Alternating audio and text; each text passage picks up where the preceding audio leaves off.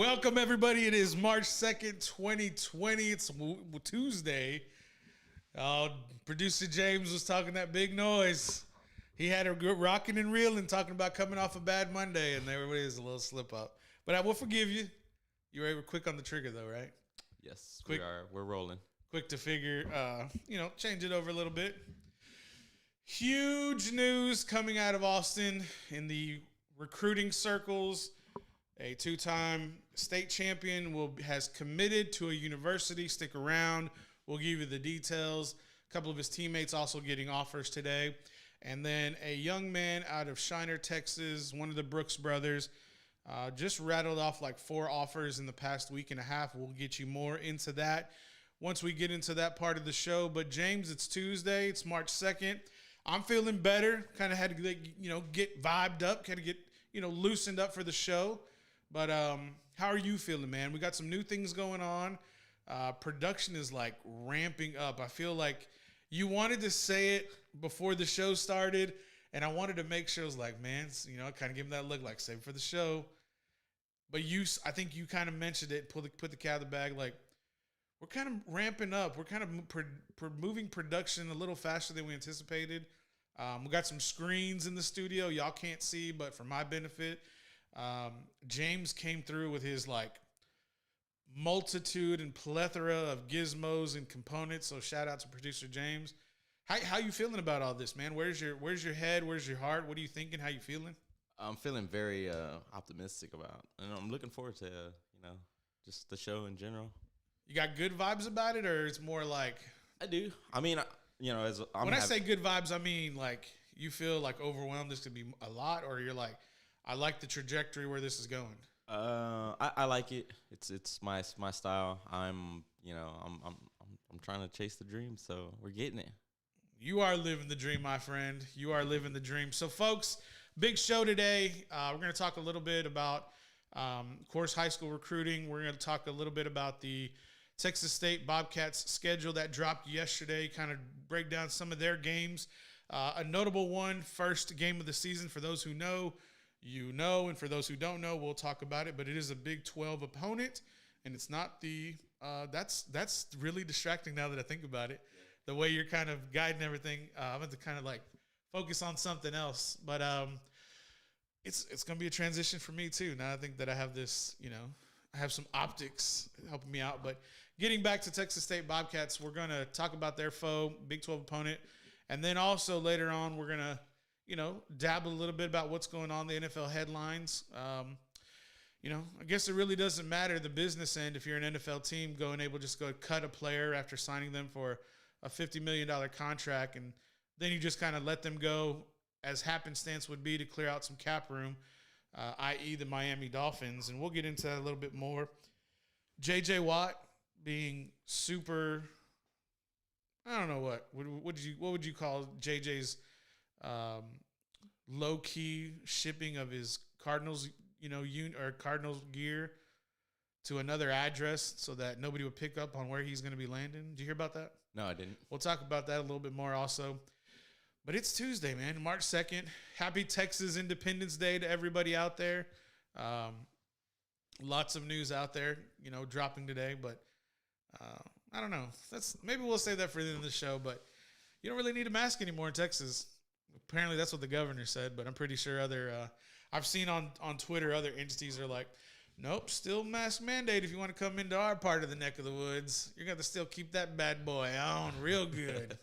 You can catch coverage of the whole what's going on mask mandate tomorrow, Dark Side of the Mic at 6:30. Oh, look at him! Look at that plug. Hey man, you got to have the plug. That's how y'all rock it over there on Dark Side. Y'all are. I hear y'all are trying to recruit. Not recruit, but you're trying to pull me over there to the dark side. Is that what I hear? Yeah, we got room for guests. So I'm trying to I don't know if I want to do it. I don't know if maybe I'm a little intimidated. Thomas did it. Tom will do anything just to hear himself talk. I love you, Tom. Shout out, bro. But man, it's like I thought the show was going to be called Tom on Dark Side of the Mic rather than Dark Side of the Mic featuring Tom. Oh, okay. But yeah, just because he was talking a lot. Yeah, that one flew over your head. So yes, folks, moving on. The NFL is kind of ramping up. Let me get my words and letters all, kind of put together properly. Something just popped up. The Jets have now let go, and released Henry Anderson, their defensive lineman, from their roster to make up probably some more cap room moving forward. It's going to clear up to $8 million in cap. Maybe that's a sign that they're going to try to keep Sam Darnold, maybe put some more weapons around him. Whoever ends up with Sam Darnold, if he doesn't stay with the Jets, I think you're going to get the high-end prospect that everybody thought he was coming out of USC. But, man, I just don't know how or why he hasn't been able to be functional up there in New York, especially in that huge market. Could this move be maybe what's going on right now with the NFL with the NFC or the AFC East is you got Miami Dolphins clearing cap space. The Jets just cleared $8 million in cap space. Are these signs that Deshaun Watson is going to land in one of these two spots? Because it sure looks like it to me. I mean, that's what the writing is on the wall. Miami cleared $10 million in cap space. The Jets cleared $8 million in cap space. What are these teams doing? They're obviously showing a sign to the agents for Deshaun Watson, like, look, we're going to have the cap space available to acquire that big-ass contract that he signed in Houston. And once he comes over here, if the cap is going to be right around where it should be, it's going to plateau this season and move up in the 2022 season. Hell, man, there's going to be probably enough money to go out and sign some free agency in the 2022 free agency market whenever that comes in a year and a half. The other thing that I'm really curious about is, why did you have to let Kyle Van Noy go from the Miami Dolphins? The pillar, the instrument, the person that B-Flow wanted to come in and be the leader of that defense after they had a phenomenal year on defense, and go ahead and remove his contract, where if the NFL isn't telling you anything now, and for those who may be wondering why Dak wants the money he does, is because in an instance like this with Kyle Van Noy in Miami, you can be signed for a great contract one year, and the next year you're let go and all that money is gone. Now, again, they're going to pay his guaranteed contract, whatever was guaranteed to him, but all that extra money that he could have earned in incentives is off the table. But gosh, dog, what would you think if you saw Deshaun Watson in that Miami green throwing to those receivers down there? I mean, there's not too many, but if you could land a big one. Listen, if Fitzmagic is going to be throwing to receivers and they're competitively in winning games and pushing teams like the Buffalo Bills, Deshaun Watson could surely have an all-pro year in that type of offense. Under B-Flow, defensive-minded head coach, let Deshaun Watson the offense just go play, have sandlot football, and it'll be a good time. Any of your thoughts on that? I see you nodding your head over there, producer James. I'm just curious if you had any words of wisdom you want to pass. I agree. You agree? I agree. Ladies and gentlemen, what are we going to be thinking now that we have the GM on Allen Robinson saying, quote, "We haven't made a firm decision on the franchise tag," referring to Allen Robinson with Chicago Bears. "We haven't made a firm decision on the franchise tag. We know we have that in our disposal, and we want to keep our good players and Allen in a good player for us." I'm not sure, or is a good player for us. That tells me the GM for the Chicago Bears has identified Deshaun Watson as a viable option to pair up with Allen Robinson. Now, Allen Robinson is going to be a great fantasy pick, a great fantasy player, but as far as production with Trubisky, he was horrible. But if the upside is you get to pair him with Deshaun Watson, of course, the theme right now is we're talking about Deshaun Watson. If you pair that team with Deshaun Watson, with Nagy being a defensive-minded head coach, similar to the head coach in Miami, and similar to the head coach in the Giants, and you just let Deshaun do his thing, that market, the third biggest city in the United States, a great market for NFL institution with the Chicago Bears. I would love to see how Deshaun Watson would fit in that system. Now, the only inkling of kind of speculation I would have is, how well is he going to do in inclement weather? How well is he going to be able to throw the ball in high winds? I know the guy's got a huge cannon when you're throwing in a stadium, in NRG Stadium. And I understand that he played in Clemson in the open air stadium. But the type of frigid temperatures don't go to Clemson as they do occur in Chicago, year in and year out, especially later on when that winter frigidness just comes, calling for everybody. And how is he going to be able to handle the NFC North, or excuse me, the NFC North, where every team except for Green Bay, that's the other open air stadium, with Minnesota and with Detroit being closed stadiums. I just don't know if you could play 4 games a year that you're going to have to play outside in those types of temperatures, potentially trying to win out in the division so that you could lock up a home field divisional game, if not the divisional championship, and have the best record in the NFC so that you could go on and have home field advantage in the playoffs. It seems like a much better fit for me, if I was Deshaun, to go to Miami and hang with B-Flow on Miami Beach. Yeah. I mean, is that how you're feeling? Yeah, definitely. It just makes like it seems a whole lot better to be in South Beach, 305 till he dies, Miami-Dade County. I don't know. It just makes more sense to be down there. And, that place is it's almost like a resort, but citywide, right? I mean, go to Calle Ocho, get your little cafecito. I mean, just saying, man. Hot party with Pitbull. I'm just saying, I don't know. Maybe meet up with J-Lo and her, her group. A-Rod's probably playing, doing some salsa somewhere.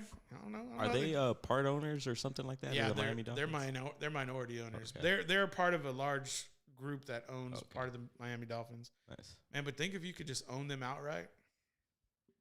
It'd be good times. Yeah. All right, y'all. It's 14 minutes after the hour. That was my little rant about the NFL and what's going on right now. I'm looking forward to this next segment because I did not think that we would have a commitment by the Westlake quarterback so quickly.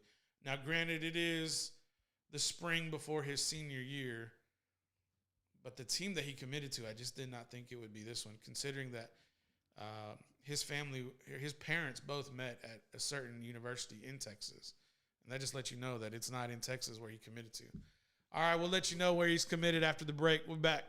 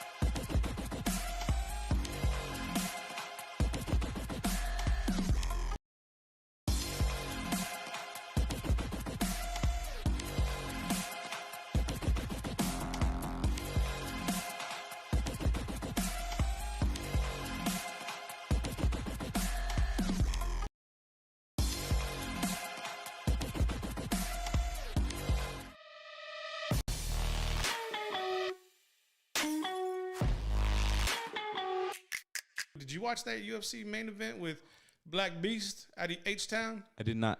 Bro, but he was fighting the number 2 overall heavyweight last week, and I was looking at the odds. I was kind of looking at the bets, and Lewis Black Beast Lewis was a plus 350 underdog. So that means if you'd have bet 100, you'd have made 350 plus your 100 back. Unpopular opinion. Yeah. I'm not a fan of Derrick Lewis. Why? What the hell's wrong with you? He's not what everyone makes him out to be. He is so overrated, dude. What the hell? Okay, explain. After that fight, he has the most heavyweight knockouts. I think he tied Cain Velasquez. He is good for that one punch, but I mean, when you fight like an elite, like an elite grappler, wrestler, like what was it? Somebody helped me out with his name last week. I'm gonna look it up while James is trying to prove his point. That's probably gonna fall on deaf ears. he called out Alistair Overeem after the fight. He said he wants to fight Alistair Overeem. Alistair Overeem has already said he's gonna retire, and he was like, "No, you have more left in the tank." He said, "I still want to clap them cheeks." And it's like, bro, Alistair Overeem is well past his prime. Yes, he is a legend of the sport. It will add on a name to your resume, but it's not shit. Like, for fans that, like, know the shit, like, at this point in your career, knocking out Alistair Overeem isn't shit. Maybe Lewis was looking up to him while he was coming up, and he just wants to have a good battle as a nostalgic match for him and Overeem. Don't you think, like, have you entertained that thought? No. Come on, man. Think outside the box now. Anyway, shout out to Lewis. He tied Cain Velasquez with the most heavyweight knockouts in UFC history. I do appreciate his post-fight interviews. Derrick, why'd you take your pants off? My balls was hot.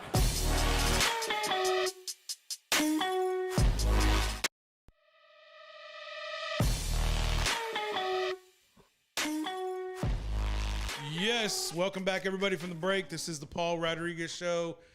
It is March 2nd, 2020. Happy Texas Independence Day, everyone. All right, ain't nothing left to do it but to get to it. Let's get into high school recruiting for the Austin area. Actually, probably the state of Texas, because we are going to be talking about one of the student athletes out of Shiner coming off their state championship as well.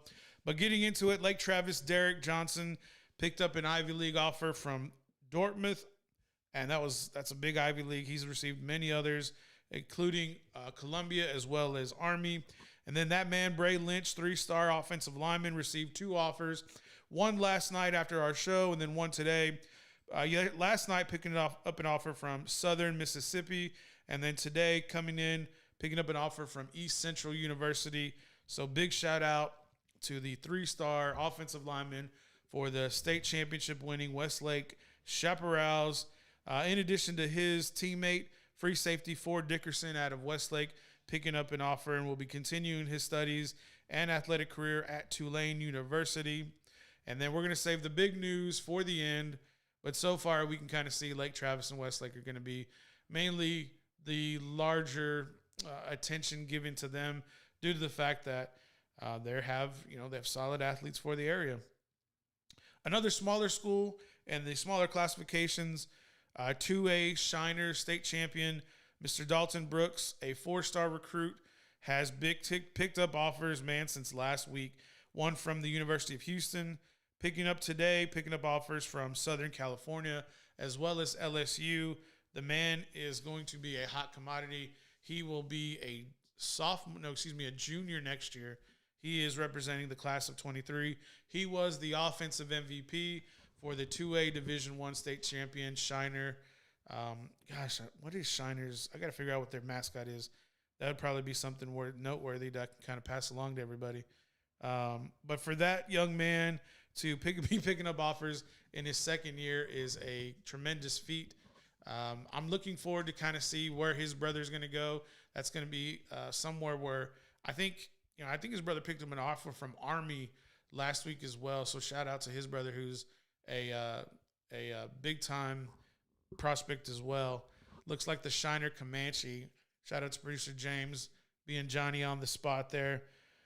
And then the man who is a 2-time state champion, 2-time 6A state champion from the Westlake Chaparrals. That is important to note because that is the highest classification within the state of Texas. Kadeem Lubnick has committed to Clemson University, and he will be joining, if he continues to go and sign his national letter of intent, he'll be joining Andrew Makuba. Excuse me, I had my words kind of mixed up there. I wanted to make sure pronounced that correctly. Man, I'm having a Monday on the Tuesday. Fellow Austinite Andrew Makuba is what I was trying to get out of my mouth there, which I totally failed on. But yes, Cade Klubnik, the 5-star quarterback out of the Westlake Chaparrals, 2-time 6A state champion, has verbally committed to the Clemson Tigers. And for me, I thought he was going to go and play at Texas A&M. I thought he was going to go play this next year, and then as soon as Haynes King was a junior or redshirt junior, then Cade would then come up and play and be the quarterback for his parents' alma mater, the Texas A&M Aggies. But it looks like he's going to forge his own trail, heading out east, joining the Clemson Tigers. It doesn't really hurt. He'll probably be the first quarterback after the up-and-coming quarterback. I want to say his name, but I'm going to butcher it. He's a Samoan. It's a very difficult name now that I think about it. And for Cade, after this year, and he may even viably be competing for that position depending on what the production level is for the quarterback who's going to be in front of him at Clemson. But if there's one thing we know, and there's one thing that's consistent about the Clemson Tigers, are they produce receivers. And if you have top-end receivers who are going to be benefiting your quarterback, it's going to make life a lot easier. And then in addition, he'll be joining Andrew Makuba. Makuba's going to be playing on the defensive side of the ball for Clemson. It's a noteworthy individual, high-end institution, great university for Cade Klubnik. And another big star leaves Texas. The University of Texas did get Malik Henry, who came from California, who's a 5-star quarterback. And with Cade leaving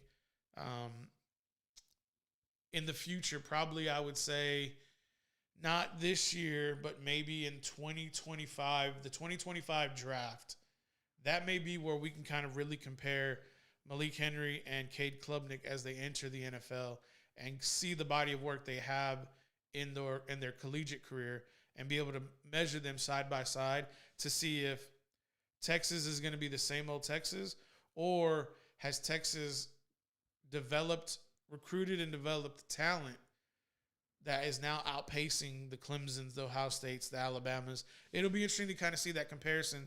But seeing so much talent, especially high-end talent in Texas, escape the 40 acres, I think has got to be something you got to scratch your head at, because this happened last year with a 5-star recruit out of Maynard, defensive lineman Princely Umanyalan. This happened with Andrew Makuba this year, who's a 4-star recruit. Latrell McCutcheon, who is a 5-star recruit. So you have all this talent that's not staying in Austin and going to Oklahoma's with Latrell McCutcheon, to Clemson with Andrew Makuba. Now you have Cade Klubnik, the quarterback for Westlake, going east to not until after next year. He'll still be a senior in the 2021 season. But knowing moving forward, the lines have kind of been drawn. And I'm kind of curious if Sark misses with Cade Klubnik and taking Malik Henry over him, it's going to be Texas all over again. But I have more faith in Sarkisian as the head coach at Texas, so that he is making the right decisions. Now, that could just be because he left Alabama after 2 years. Previously, he was in the NFL with the Atlanta Falcons. He coached in the Super Bowl where he got beat against Tom Brady. But coming in, we know that Sarkisian is going to run an NFL-style program at Texas. Are these pieces going to be properly developed, we hope? And will they be recruited properly? Time will tell. But it's going to be a huge measuring stick if Cade Klubnik, who was in your backyard, especially who's at Westlake, and currently the quarterback at Texas was from Westlake and Sam Ehlinger. It's going to kind of be a huge pivot if Cade Klubnik goes out, and maybe we see Clemson in the 2023 season. It's Clemson versus Texas in a college football playoff, and we get to see these two dynamic quarterbacks go at it. And everybody's going to be remembering, especially if Texas loses, Cade Klubnik played at Westlake in the backyard of the 40 acres and the UT Longhorns. James? No comment. No comment. All right. It sounds interesting. I mean, like how yesterday I was kind of saying, like, I prefer the guys just without a whole lot of knowledge into their whole recruiting system and how things go down. I prefer the guys to kind of just stay in Texas, just, because, we're from here and all of that. But, I mean, good for them, going and having more options, than not. It just makes, they're all from Texas. So, yeah, it looks good for us all. Do you think it also could be a little bit of spite for Cade to kind of go to Clemson, possibly due to the fact that when Ohio State has been a thorn in Clemson's side, just as Alabama has been, and with the quarterback that Cade beat in Quinn Ewers for the South Lake Carroll Dragons in the state championship this past year, Quinn Ewers is the number one recruit in the nation at quarterback and has already been verbally committed to play at Ohio State. Now, to keep up with the arms race, literally, Dabo Swinney has to come to Austin to get his five-star quarterback right from under the nose of Steve Sarkisian and the Texas Longhorns. It's got to be pretty damn satisfying for Dabo, and it's got to be pretty damn head-scratching for all of these Longhorn fans to feel frustrated knowing that Cade Klubnik was in your backyard and has won 2 state titles, possibly going for a three-peat in the state of Texas, in the highest classification, and the greatest state that has ever existed in this union that produces the best football players in the United States. Hell of a time, man. Hell of a time. That actually went a lot longer than I thought. It's 29 minutes after the hour. Let's go ahead and we'll talk a little bit about Texas State's schedule. We'll kind of just mention that real quick. We'll just go to give it a brief summary. I wanted everybody to know that yesterday, for those who are fans, for those who are alumni, because, we're trying to boost that importance of everybody kind of supporting the Bobcats. If you are locally, the Texas State Bobcats 2021 schedule has been released, and they'll be facing off Baylor at home on September 4th. And the last time, this game will be sold out. COVID or no COVID, this game will be sold out. There may probably people have to be wearing masks due to the fact that I'm pretty sure I know how the president is going to have things. But the last time there was this notable opponent, it was the Texas Tech Red Raiders. And when that game came, it was completely sold out, and folks were pretty much on top of each other. So I have a feeling that this game will be the same way. The turnout will be the same way. And unfortunately, there's going to be more Baylor Green than there will be Bobcat Maroon.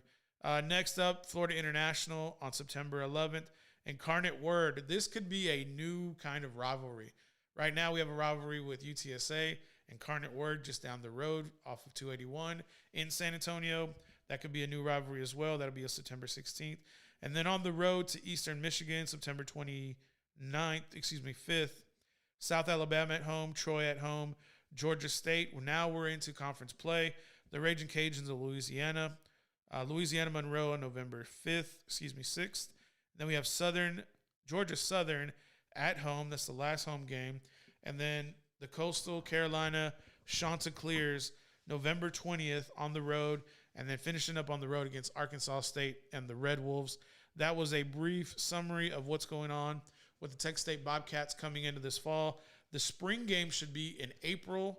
That'll be a free event for anyone who wants to attend. They'll probably have their guidelines in place. Look up the school's website for those details. I may go out there just to take a look to see how the team is coming along. Brady McBride was a transfer from Memphis. He was a 3-star recruit out of Carrollton up north in Dallas. So this guy is he's a Johnny Manziel, but not as high profile. So he has that kind of gameplay. I think that COVID really dampened Texas State's opportunities last year because McBride was hitting such a high in his first game, and he had COVID 3 weeks before, and somebody decided to kind of hold him accountable, and he got wind to the league, the Sun Belt. So they made him sit out for 2 weeks, and that totally just did a nosedive to their season. So hopefully this year everybody's cleared. Whatever protocols are instituted, they're met, and we can have a full season just like we had this year. But I'm looking forward to that game against Baylor. I think it's going to be really fun. The Baylor Bears, Coach Dave Aranda coming into town to San Marcos, to the big city, so to speak. I think it's bigger than Waco. I could be wrong. But it's going to be a fun game. I'm looking forward to that. And that'll be a good litmus test for the Texas State Bobcats. If they're close to being competitive in that game, they're a lot better off than they have been in probably since the 2012 season. I think I'm going to probably go all the way back then. They're going to be, if they're that good, if they can compete, I'm going to look forward to a really solid season. I don't think they can win the Sun Belt, but maybe they can go bowling and become bowl eligible with 6 wins. Take a quick break. We can do some Madden right here. Yep.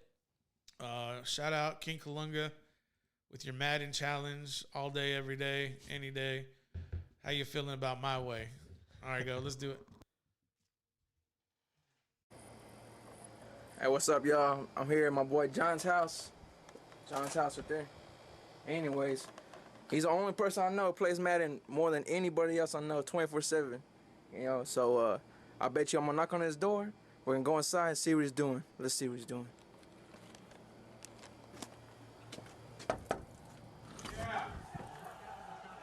What you doing? Oh, I don't know. I don't know. What you think I'm doing? Shut that door, man. There's a glare on the TV, baby. Miss that tackle. What's your problem? My bad, dog. What's up? Just chilling, man. You trying to see where the real champions lay at or what? So we lay that shit down. Alright, all day online. Outside the house, we'll play outside. That's how crazy we are. We'll put the TV, put the extension cord outside. We'll play outside, even on a rainy day. That's how crazy we are. Shoot, I play probably about 5, close to 10 games a day. Anybody that's down to play, I play instantly. I don't care who it is. I don't care if they're the best in the world. I don't care if they're an online gamer. I'll play them all day, every day. You want to play at 5 o'clock in the morning? I'll play at 5 o'clock in the morning. I've done about 8 times already. Won maybe about 90% of them. Champions always lose sometimes, but we win more.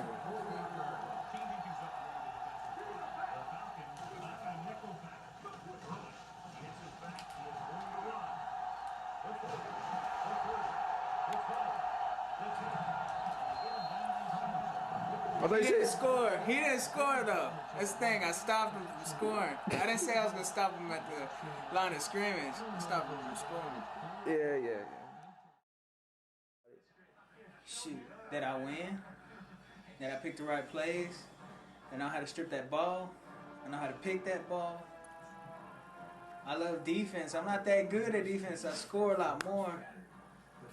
But I just see like the previous play, he got on the 1, and I stopped him like I said I was. He didn't score. Now this is the time to shine right here. He came up the gut. My guy was just waiting. It's like, no, that's my ball. See that? You see that? You zoom in. That's what happens when you're trying to score in my end zone. Even though it says Chargers, it should say Falcons. That's what happens. That ball comes out. Like I said, my ball. You see my foot fell on. I'm on the 1. I'll break loose out of that. It ain't no problem. It ain't no problem, goddamn. Told him I was going to stop him. That's what I did. That I beat him, and I can sit there and laugh in front of their face because I just won. And they're still going to be my friend afterwards because they know that they want to eat. They're going to have to lose. No, scratch that, dude. Edit that. Let's redo it. I only got like 1 minute, fool. Oh, Okay. I'm going to make shit up. 1 play, touchdown. Boy, Maybe. I know you run that 9 route. I know you running that 9 route. I don't know even why you try. I don't even know why you try. Double coverage, everything. Like I said, 1 play, touchdown. Like I said, he saw that I was running the 9 route. I did it anyway. He had double coverage, and I scored like I said. I got something for that. I'm a man play. Shoot, not really, because I like cracking skulls. But the thing is funny, whenever I like that hit stick up on the game, it feels like I'm doing it. So it's all pretty much similar. So I like playing it and I like playing it.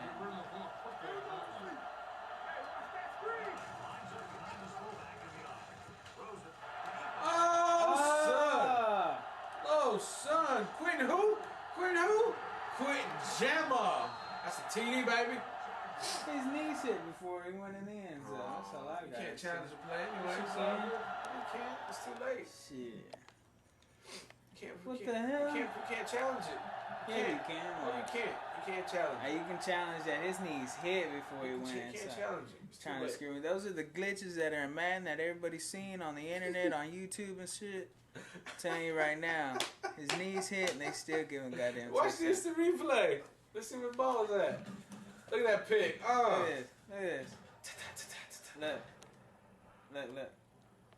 Oh yeah. Where's his knee? Where's the ball? Where's his knee? Where's the ball? So good. His knee was crossing the plane. And that's where his knee was at. I win, don't I? What you talking about? Am I the best? You shouldn't even ask me a question like that. I win, so I'm the best. Shoot, any day, all day, every day. I'm always ready. I carry my remote everywhere I go. If I'm at work and somebody want to challenge me, I'll clock out and go play them. It don't matter. I'll clock out and go play. I might lose about 30 minutes of time and a half. It's all gravy though. I'm gonna get that win, and I'm still gonna get paid. I'll make it up tomorrow. All right, Joe. Thank you very much. You're very welcome. See that stuff? That's what I do all day, baby. All day. I serve sausage. But that's what I really do all day. It's my life.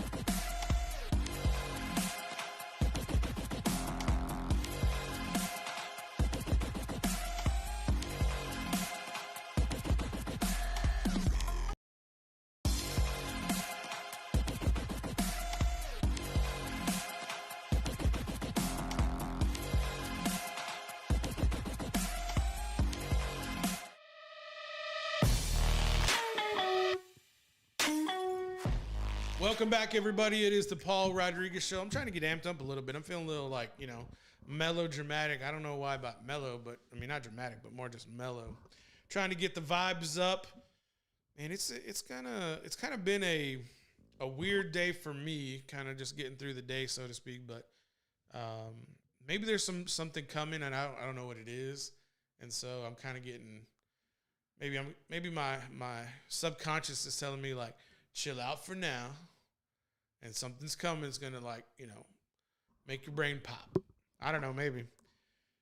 James, working on any sponsors over there? Or what? I mean, dabbling a little bit. Speaking of sponsorship, shout out to Lion Pride Sports Broadcasting with Emilio and Tom and his crew. I think they're covering Lady Lion volleyball or softball right now. Mm-hmm. So shout out to them. Go give them a follow on Facebook and Twitter. I think Instagram too. I think I saw them on those platforms as well. So shout out, as well as Facebook. That's where their biggest community is. It just did a little nosedive there, but yeah, they're popping. Mm-hmm. They're popping. They got like almost 1,500 followers on Facebook. They're doing big things. Shout out to Emilio and the Sarge and his crew for promoting those young people out there. It's the dude works, man. He puts in a lot of time with all of those different broadcasts. Like last week they had the baseball tournament. Now they had the softball. 14 games, I think. And it was like from 7 in the morning. Now they didn't start at 7, but that's when everybody got there. And I think games, like baseball games, weren't being over till like 9 or 10 o'clock at night. That's a long day sitting at the ball fields and just doing the play-by-play. And I think he's doing statistics as well with that. But like again, shout out to Emilio the Sarge Waters and Lion Pride Sports Broadcasting. Recon Athlete is the title sponsor for them. So definitely show them support. Show us some support. We appreciate it. We got the Paul Rodriguez Instagram page up.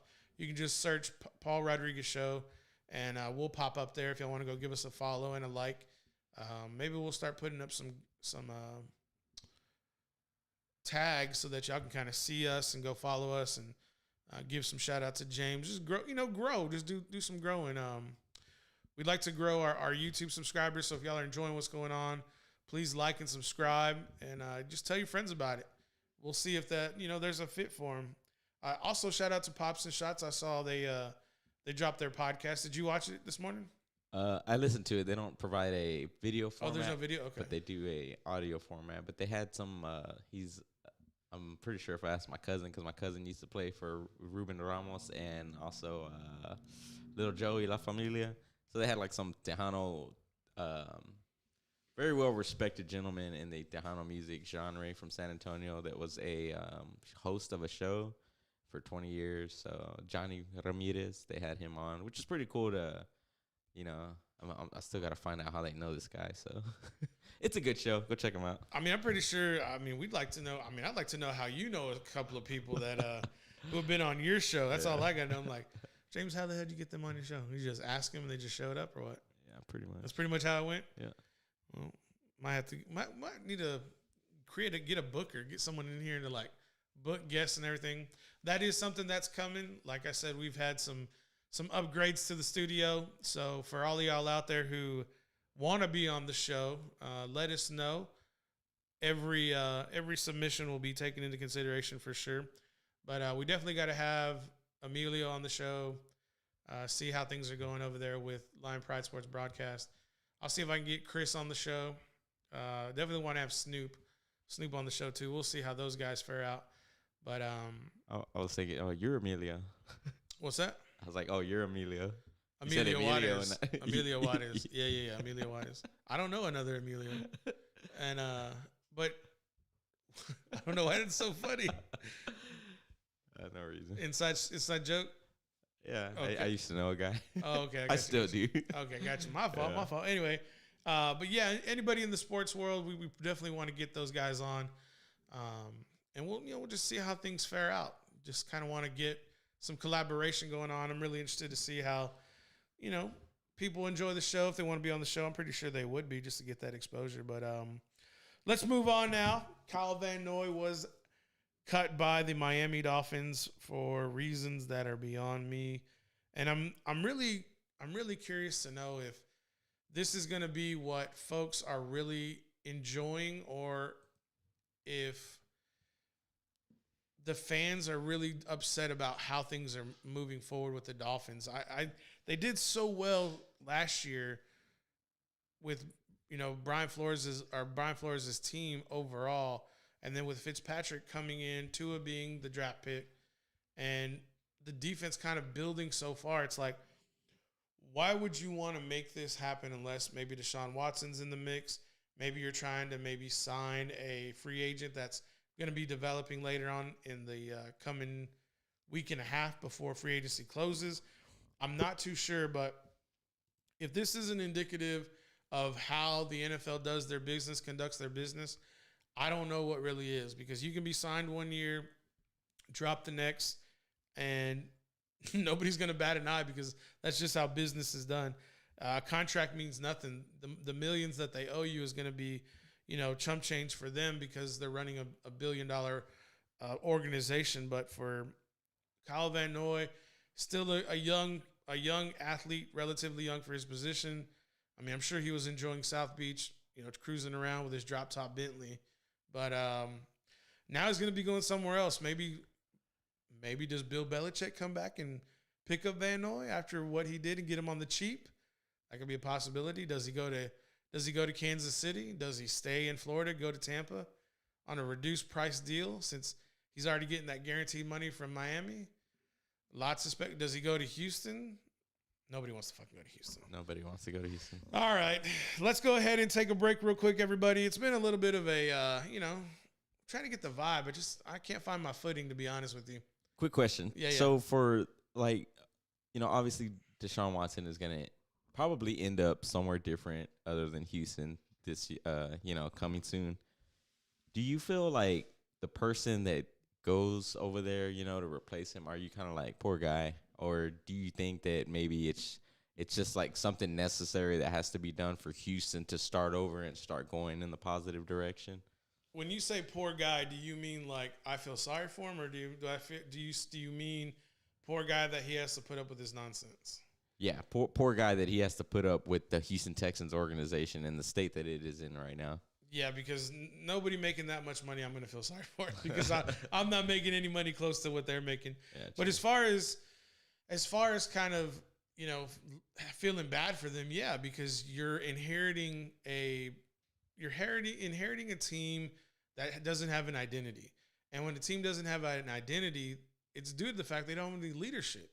And so with them moving forward, you're not really going to be able to see their plan to become successful. You're more of just a stopgap.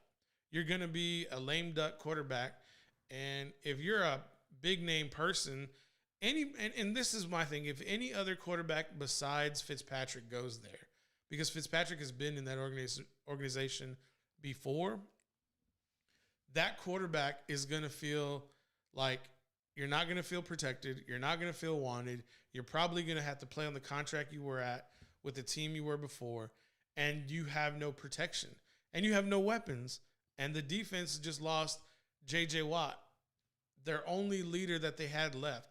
It's like they have no leadership left in the building that's going to be crossing over into this new regime. So whatever they're doing, unless it's a rookie they draft, which they don't have draft picks either because Bill O'Brien just, gave away everything for free. This team seems like, that's why I kind of mentioned before, it seems like this team is starting over from 2002. But really, they're not going to be able to start until the 2022 draft when they'll have picks back. Unless this deal with Deshaun goes through with like Miami. Now, if this team goes through with like Miami, then they're going to get those draft picks back.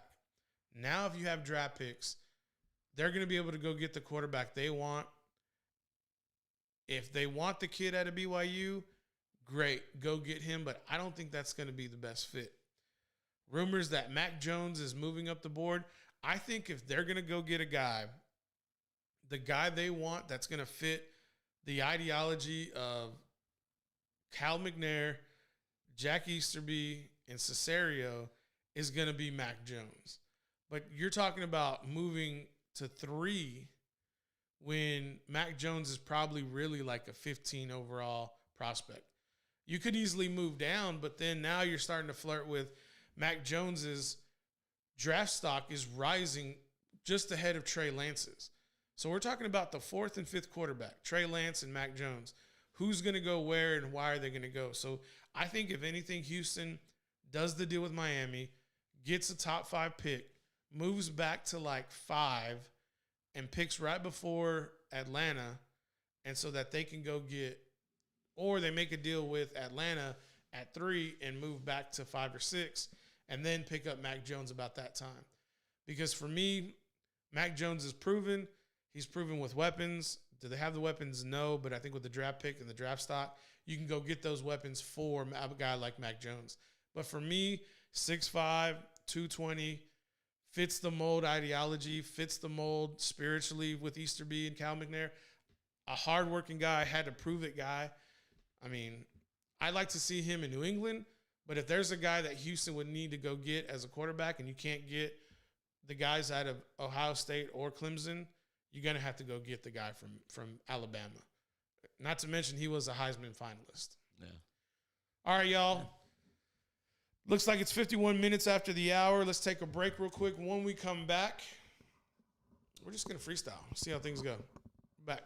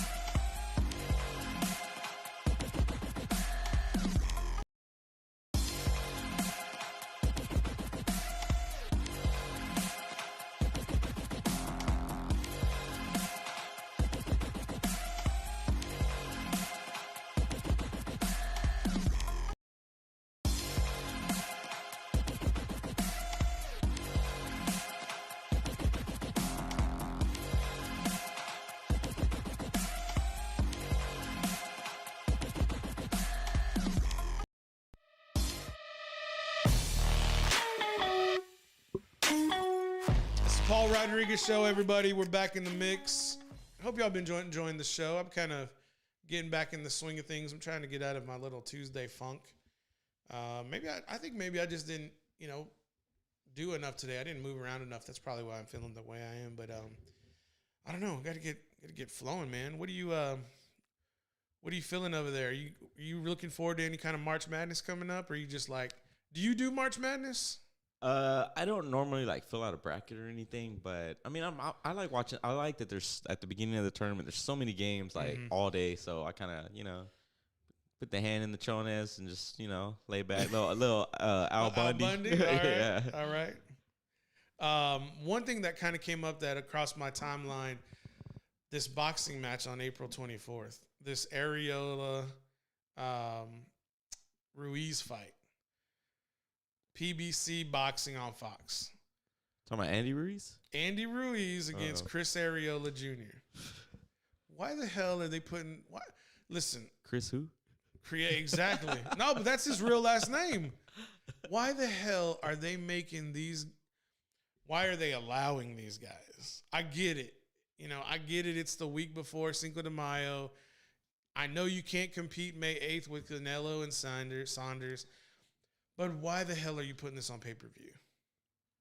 If you put this on PBC, like a Fox, prime time, Saturday night, you'd have so many people tuning in. You could charge bukus of money for, prime time advertisers. But PBC does pay-per-view as well? Yeah, bro. They do PBC pay-per-view. And to me, it's like these two guys, I know Andy Ruiz's last big fight was for the title. I get it. And I get it. He got knocked out and looked embarrassed and looked sloppy. But my guy, how are you going to fight a Chris Areola who hasn't fought anybody in years, and you're going to put this on on pay-per-view? PBC is just, I do not get it. I don't see, I'm not going to pay for this. And I'm curious to know what UFC is going to be going down that night. Because whatever UFC is on that night, it's going to get all the traffic. When is that again? April 24th, I believe. 24th. So it's the Saturday before. Let me just double check real quick. I want to say it's the Saturday before Cinco de Mayo, but I could be wrong. Let's take a look real quick. So it's 2 weeks before Cinco de Mayo, May 8th. So why wouldn't you put this May 1st? And the biggest thing that is going on here, is that it? There it is. Valentina Shevchenko versus Jessica Andrade title fight set for UFC's 261 on April 24th. Is this going to be is this live or is this going to be, is this pay-per-view or is this free? Yes, that is definitely pay-per-view. Valentina Shevchenko, she's a bad She's bitch. like the baddest chick, right? Yeah, and Jessica Andrade, she's she's definitely the challenger. So Shevchenko, is she Russian or is she Ukrainian or I think she's Russian. Polish? She might be Polish power. Yeah. Well, Do you know what she is? no, I do not. Right off the top But that of my head. Shevchenko looks like Eastern Bloc for sure. So they're putting up a PBC pay-per-view with Chris Areola and Andy Ruiz against Shevchenko and Andrade on UFC. And they're going to go toe-to-toe. She was born in the Soviet Union. She's Russian. Yeah. USSR. My God, man. What the hell are they? Dana White's gonna make more pay-per-view buys off of this female headliner than those two numbskulls over there on PBC. Yeah. Like, what would you rather watch? Would you rather watch Areola and Ruiz, or would you rather watch Shevchenko and Andrade? Who else is on that card, by the way? Let me find out right now. Right now. So we're looking up right now the UFC card for 261, April 24th. So who do you got there, James? We got of course, Valentina Shevchenko versus Jessica Andrade. Let's see, who else do we got here? We also got Chris Weidman versus Uriah Hall. That should be pretty exciting, depending on which Uriah Hall shows up. Anthony Smith versus Jimmy Crute. Looks like a decent card. I mean, the top two, Chris Weidman versus Uriah Hall, is pretty intriguing, and of course, yeah, Shevchenko's good. I like watching her fight. Do you and think Jessica Andrade as well? Do you think that with Dana knowing that this fight, because this fight was just announced yesterday, Do you think Dana goes back and says, "Fuck it, put it on free TV"? It's we're just talking. I know Shevchenko's probably outside of Nunes, probably the best women's champion. Do you think Dana just says nobody's gonna go buy that piece of shit pay-per-view with those two guys on there? Put this on ESPN Plus, and we'll kill it. And I'll sell the hell out of the advertising. I don't think so. Nobody's gonna buy that pay-per-view. Nobody's gonna buy the boxing pay-per-view. Nobody's gonna buy that shit. And now the pay-per-views for UFC have all gone up, right? They're like $79.99 now. Oh, are they? Yeah, they've all went up. They kind of went up, I think, after the McGregor fight. When McGregor came in this last pay-per-view, they all went up for the year. We're in the time of COVID. People are losing their jobs. I mean, a lot of people have lost their jobs, but dude, I don't know. April 24th. I don't know what PBC, unless PBC knows something we don't.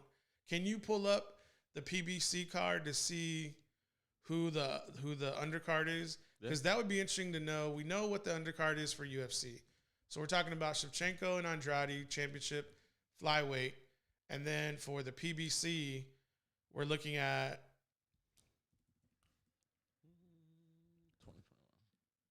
2021.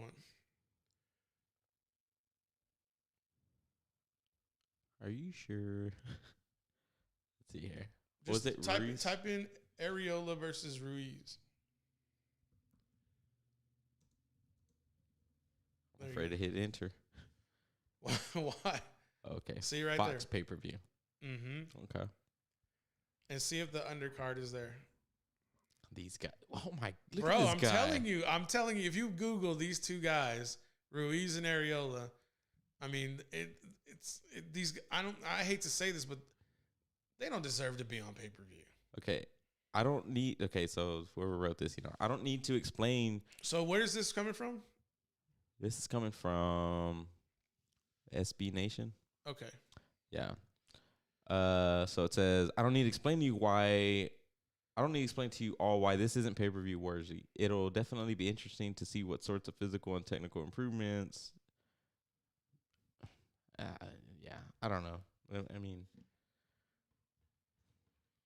I don't even know who this guy is. Get this trash off the TV, man. Get this trash off the monitor here. Yeah. These dudes, listen, if I'm gonna go spend money, I'm gonna go spend money with UFC because I would expect Ruiz and Areola to be on PBC on Fox prime time at 9:30 or 10 o'clock on Saturday night, the 24th. But they put it on. What are they thinking, trying to get money from a pay-per-view out of this? That's the thing, is like, my curiosity is like, is there people on the undercard that are worthy? So I'm gonna look up PBC. I mean, if the headliner isn't, Well, I mean,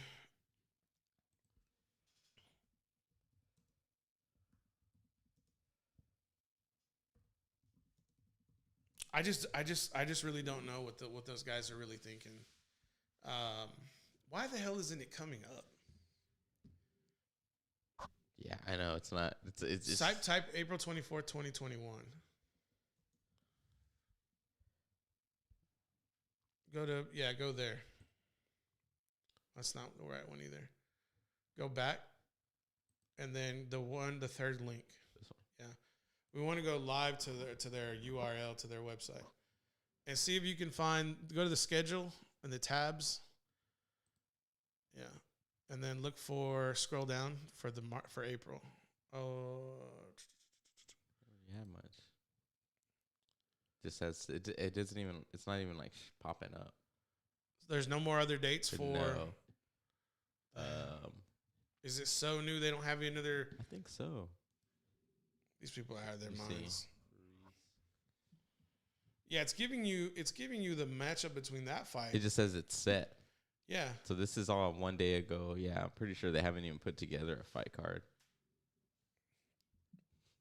The hell are these people thinking, man? Amateurs. It seems to me that the same people running the Houston Texans might be running this. They very well could be running the PBC on Fox. Anyways, man. So you'd rather take the UFC 261 over that pay-per-view? No doubt. Wow. All right, folks. That's been the show. It's been kind of a lackluster show, but it's a Tuesday. It's going down. It's actually shout out to Corner Bar. It's their anniversary. Yeah, I saw something on. It's their 9-year anniversary. You said you were gonna be at the Corner Bar. No, I said party tonight at Corner Bar. I go, but number one, I'm not gonna drive all the way over there. It's too far for me. To the Corner Bar? That's too far for you? If I told you the corner that it was on, you would be like, yeah, that's kind of far. Oh, okay. Yeah. Alrighty. They got a great spot though, right there. I've celebrated a few birthdays there. It's a fun time. Are you talking about the local Corner Bar, or are you talking about? No, the Corner Bar in Austin. Oh, okay. Which bar do you think I was talking There's about? a Corner Bar here in town. No, there's not. Yeah, there is. It's literally called CORNER. No. BAR. No. Yeah, this one's called CORNER BAR. Well, okay. So if you're local and you're familiar with the bars around town, it's a Corner Bar. That's not its explicit name, though. That's the difference. See, that tells you how many bars I go to in this town. I don't blame you. Which are none. Yeah, and trust me. But yeah, shout out to Lockery and those boys. 9 years. That dude was smart, man. He signed a 25-year contract. Locked in the rates from 9 years ago for 25 years. Smart business deal. I'm trying to do that with my landlord. Oh, really? Are you serious? No. Oh, okay. I was going to say. New shows. Have you picked up anything new, or are you still doing the same old WandaVision? WandaVision season finale. You're not on the right one, dude. It's airing. You're not on the right one. Okay. WandaVision season finale is airing Thursday night, Friday, I think. Yeah, okay. It comes out Thursday night, technically Friday morning, at 2 a.m. Yeah. So, yeah. Looking forward to that. It's going to be an hour-long episode and, wrap it all up. So I'm looking forward to that. All right. It's been a shitty-ass show. All right, guys, we're out of here. We're going to go ahead and regroup. And I think it's just because we got this new gear in here. Feeling a little hesitant. It's a little different when you're looking at yourself the whole show. All right, y'all, we'll be back tomorrow, Wednesday. Man, hopefully the news picks up because this stuff is just a drag right now, isn't it? Isn't it the off season? Is this what happens around this time? It's just that there's so much ambiguity with the cap, with the NFL. And I don't know anything about baseball, and I don't know anything about basketball. And March Madness hasn't started yet. And I don't know anything about hockey because it's too hot for hockey down here. And so the cap there being so much inconsistency, they don't know where it lands. They're like, we can't do the deals until either right before the draft or right after the draft because they'll need to know how much money they have to play with. That's why people are probably purging cap space right now so that they can have money to go sign players on free agency. But usually free agency is every 2 days there's a big splash. But listen, man, when that Dallas deal comes in, when that Dak Prescott deal comes in, that will be the talk of all talk, especially if Russell Wilson's the quarterback in Dallas. I could head the basketball in the NBA segment. What do you know about basketball? I know LaMelo Ball is cooking right now. I know LaMelo Ball is, I don't know. That dude, he put such a bad taste in my mouth whenever he was a snot-nosed kid. I'm like, nah, that dude, nah. Over there in China? Lithuania? Yeah. Yeah. He's just, I don't know. I'm just like, You don't like LeVar, do you? I think he's great for TV because he just doesn't know when to shut up. I think he's hilarious. I like how Donald Trump had something to do with what? Getting him, how he was shoplifting over there, or he got caught for shoplifting. Oh yeah, there was a few kids. It wasn't just him. There was a few. They got caught in China, right? Yeah. So apparently Donald Trump had something to do with getting them back to. They were being detained or whatever. They were gonna go to prison, weren't they? and then LeVar was once they were back in the States and stuff, he's like, I didn't ask you to do that. He was just kind of big headed about the whole situation. Ain't nobody asked you to bail my kid out. Yeah, right. All right, that's the show. That dude's LeVar Ball, dude. Just stop. Nobody asked you. Oh, okay. While your son's going to the gulag Forced slave labor. Yeah. Yeah. How ironic. All right, y'all. We're out of here. We'll see you tomorrow.